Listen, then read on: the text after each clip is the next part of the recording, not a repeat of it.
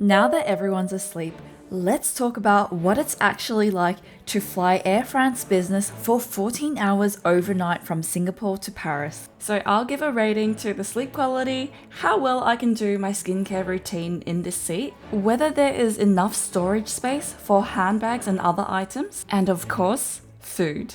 But first, you need to know what the seat was actually like. This is going to be my home for the next 14 hours, and I'm sitting in the couple seat in 9H in the configuration 121. This seat is at the bulkhead, which means there's a lot of room for my legs, especially because I'm only 160 centimeters. There's partial privacy from the rest of the cabin with a sliding door, and also partial privacy from your partner if you want some space. Now first, the snack storage. There's a spacious compartment right next to you that also holds the headphones and also a mirror that we can use later. I also tried to put my toiletry bags there but realized it wouldn't fit, so I just put it to the side for now, but it does also fit my portable charging station and a face mask. I also got a bit hopeful that it would fit my camera, but no. For jackets, there's a hook on the side or a coat hanger for larger coats. And for your shoes, there's a space underneath the footwell. You also get slippers and an amenity kit, and if we're comparing,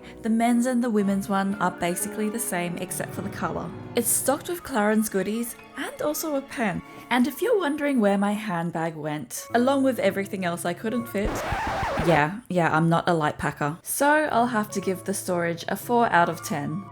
Let's just try not to think about that mess and have our champagne and choose our dinner options, which will be the first of 2 meals that we have today on board this flight, and I'm really excited for all the French food.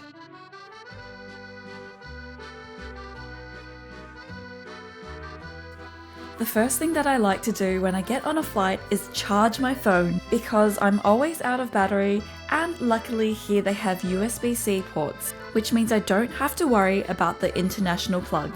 The next thing that I like to do is to put on the seat topper.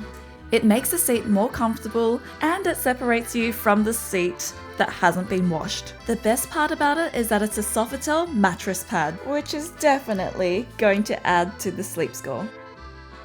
By this time it was almost midnight, so I did my evening skincare routine before dinner. And this is what I do on flights because the air in planes is generally drier. And I don't want to look like a prune from flying too much. A toner to hydrate the skin, a serum for anti-aging that makes the skin brighter, and a cream to moisturize my skin, which also locks in everything else. The last step is a French eye cream which has a cool applicator, and the table space in this seat was more than enough that I could do all of this comfortably. So that's an easy 10 out of 10. But then it was almost time for food. These gavottes are my favorite snacks in Paris, and they have it in the mini cream cheese version. And while I like the original flavor better, this is still pretty good.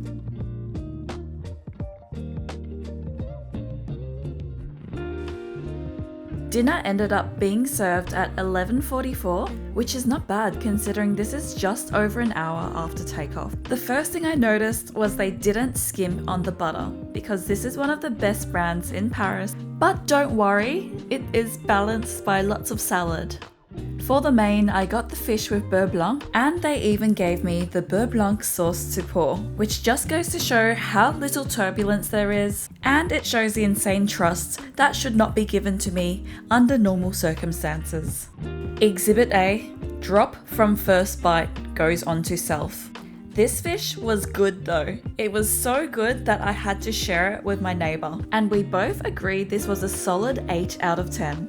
The door to this particular seat was a bit broken, but a flight attendant did come over to help me close the door. And on this flight, you also don't get pajamas, so make sure you dress comfortably. And then it was lights out.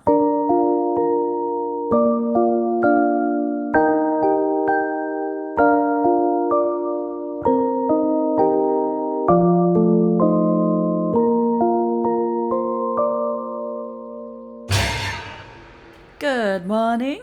Hope I didn't scare you. To be honest, I also scared myself while editing this. I ended up getting a solid 7 hours sleep. The seat goes fully flat to give you just under 2 meters of space, and the flight noise was so quiet. You can tell by the lack of eye bags while I'm doing my makeup how good the sleep was. And my eye bags give it a rating of 9 out of 10.